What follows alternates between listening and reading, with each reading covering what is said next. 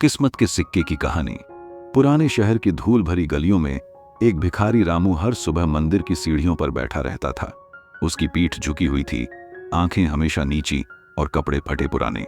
लेकिन वह कभी जोर से भीख नहीं मांगता था, बस चुपचाप बैठा रहता। पास में एक पुराना टीन का डिब्बा रखा होता। जो लोग कुछ देते वह सिर झुकाकर धन्यवाद करता।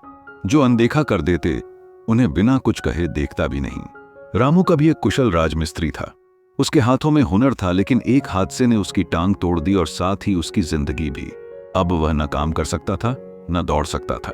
उसका कोई परिवार नहीं बचा और सड़क ही उसका घर बन गई। एक दिन जब मंदिर की घंटियां बजीं और सूरज की किरणें सोने की तरह चमकीं, एक अमीर आदमी अपनी बड़ी सी गाड़ी से उतरा। उसका नाम था श्री मेहरा, एक प्रसिद्ध बिल्डर जिसके शहर में कई ऊंची इमारतें थीं।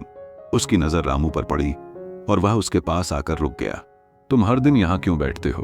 मेहरा ने पूछा। रामू ने धीरे से ऊपर देखा। क्योंकि जिंदगी ने मुझसे मेरी मेहनत छीन ली, अब बस यही बचा है।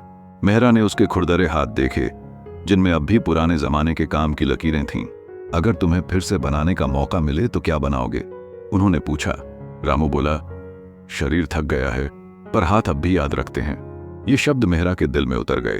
अगले दिन वही एसयूवी मंदिर के सामने रुकी।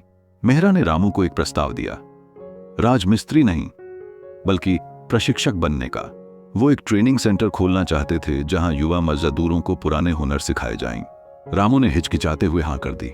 धीरे धीरे रामू ने उन युवाओं को सिखाया कि ईंट सिर्फ सीमेंट से नहीं, ईमानदारी से भी जुड़ती है। उसकी मेहनत ने उसे फिर से पहचान दी। वक्त बीता और मेहरा ने रामू की ईमानदारी से प्रभावित होकर उसे कंपनी में एक छोटा हिस्सा दे दिया। यह सफलता सिर्फ मेरी नहीं, उन्होंने कहा। 5 साल बाद रामू अब भिखारी नहीं था, वह सम्मानित व्यक्ति बन गया।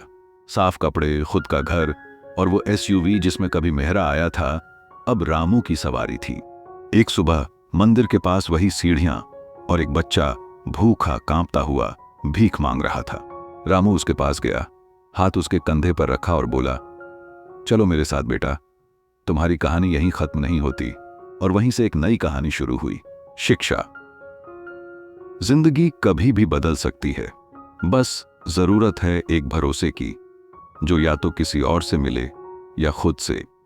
कहानी अच्छी लगी हो तो लाइक जरूर करें और ऐसे ही और कहानियों के लिए चैनल को सब्सक्राइब करना ना भूलें। धन्यवाद।